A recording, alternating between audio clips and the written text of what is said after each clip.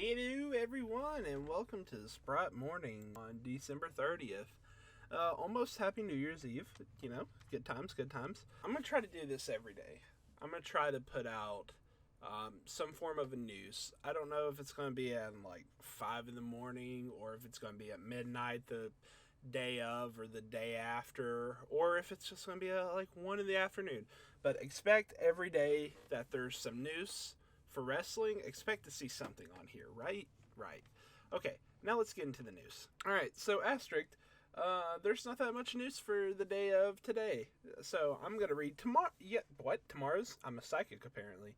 I'm going to read yesterday's news. So this is all the news for 30 minus 1. Sorry, I just forgot what today was. December 29th news. On Wrestling Observer Radio, Dave Meltzer said that a big angle is expected for day one involving Roman Reigns, Brock Lesnar, and Paul Heyman that has huge implications on WrestleMania this year, apparently. Now, me being the cheapskate I am, I do not subscribe to Wrestling Observer Radio. However, I recommend you do if you want to know more about that one. I'm just the guy who gathers the news. PW Insider notes that going forward, AJ Styles is the babyface and Omos will be working heel, despite how their breakup played out. That's right, if you watch Raw, I think about 2 weeks ago? Yeah, 2 weeks ago, if you watched Raw, the breakup, it looked like AJ Styles was going to be the... honestly, it looked like he could be either one, the babyface or the heel. However, allegedly, let me try to look this up real quick. As I'm speaking, I'm looking it up. Apparently, AJ and Amos worked a house show, and everybody booted, apparently. Let me try to see it.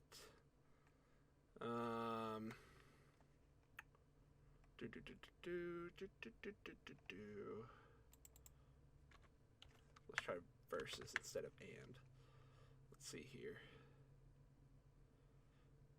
According, is this where I found it at? Okay. Oh, wow. According to Wrestling Headlines, so take that with a grain of salt. Apparently, Omos was reportedly sent home from Monday's Raw taping in Detroit. And that's where they were supposed to have their blow-off match. But apparently AJ ended up fighting against Apollo Crews instead, which I'll have a review for that eventually. I think next Monday. I'm trying to read more. Oh, also, apparently this news broke from PW Insider, so okay. Omos did work Sunday's WWE live event for Madison Square Garden in New York City, losing to Styles via DQ. According to this article, there's no word on if Omos's absence is related to ongoing COVID situation within WWE, which, if you haven't heard that, I'll try to give you the highlights. Apparently, there's been an outbreak in WWE. There's the highlights. Or when he will be back in action, or when AJ versus Omos takes place. The rumor mill has it, to round this up real fast, that Omos apparently isn't ready for one-on-one matches yet. I think they had like a test match, and it stunk up the place, is what I heard. But maybe I didn't read correctly. I don't know. Anyway, next one. According to Fightful Select, WWE didn't have any big plans in place creatively for Veer when vignettes started airing, hyping his comeback to Raw, basically. And apparently, they are now aware of what those videos have turned into. I don't know what they mean by that, but I presume they mean by that the fact that everybody's just like, all right, when are you going to come? It's been advertised for like a week now that you're going to come. Come on. I think that's what I'm presuming that means. Let me click this link, see if it helps any. Okay, I get it. It took me a bit. I get it, but WWE's being very tongue-in-cheek about it on their social media. Apparently, they've tweeted out several different times, Veer is coming soon to Monday Night Raw.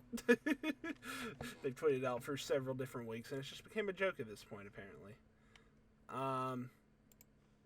Which, it's a freaking shame, because Veer has interesting backstory. Just, look up who he is. You'll hear a lot of cool stuff. I hope. At least from the one thing I read. Anyway, So, this is spoiler for Dylan because I haven't watched Raw, and this will be spoiler for you as well, okay? 3, 2, 1. Apparently, Grayson Waller and Eric Bischoff showed up on Raw, and according to some people, that it was last-minute additions to make up for the missing stars. According to PW Insider, they said that's not the case, and that they were always part of the show, apparently. So, cool. It's good to know that Bischoff can get a job on TV about once every year or so. And it could be for either show. It's cool. Dylan's excited because, according to the Wrestling Observer, take that with a pinch of salt, he knows record. Speculates that there will be some big angles on the New Year's Smash episode of AEW Dynamite.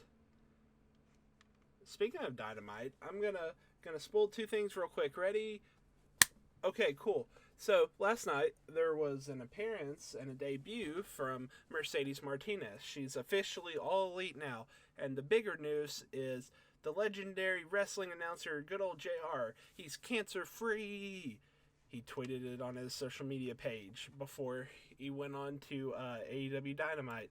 But anyway, yeah, he tweeted out, I'm cancer-free, and he showed an image of his healed leg, and it said, we did it, apparently. So happy. He had a good pop, too, when he came back. It's just so good seeing him. And, okay, so, the last thing to end this on is just kind of a cool thing that ended on, I guess is the way to word it. I don't know how else to word it. But apparently Drew McIntyre finds humor in Madcap Moss. Here's a quote that was taken from him. He had a YouTube interview. You'll have to forgive me. I didn't cite my sources. That's what I'm trying to get at. But anyway, here's a quote from that said interview. I'm excited that Madcap Moss, has been given the opportunity now on the big stage to do something, and he's 100% committed to the part, said McIntyre. Himself and Corbin are fully invested in the characters. That's how it works. The jokes are terrible, their action jokes are hilarious. So over the top, I love it. They're both such incredible high-level athletes. People kind of know about Corbin's background, know what he's capable of. They don't know much about Madcap, unless you follow NXT and the NXT Combine. What? Okay. When they had those events, he was the best athlete. He crushed everybody every time. He also said something in that article to the extent of, everybody hates Madcap, but, his jokes that he's telling, this, that, and other. And Drew says, good. Basically. And Drew basically again said, good. He's doing a good job as a heel. He's making people hate him. And I can't really argue with that. Alright. That's been the wrestling news. Oh, wait. Sorry. Forgot one more. Sad one. Real quick. Yeah. Toni Storm's been released. And that freaking sucks. Because I think that... Hold on. I'm just going to look it up. How many people did WWE... Somebody's got a number. So... They released 80 wrestlers as of November 22nd. And I think that was the last flood, for lack of a better term, of releases. So they've released 81 people, counting Toni Storm. Now, I know all these people can get jobs because they're incredible athletes. And if they want to continue their wrestling careers, by all means, they can definitely get work. But it's just a shame that, this company's making all-time profits, but they decide to freaking just get rid of talent. They're very talented, talent, and it's crap. Anyway, I'm going to try not to sound bitter. If any news breaks, I'll try to be back on here, let's say 5 o'clock, but worst case scenario, I'll come back by midnight.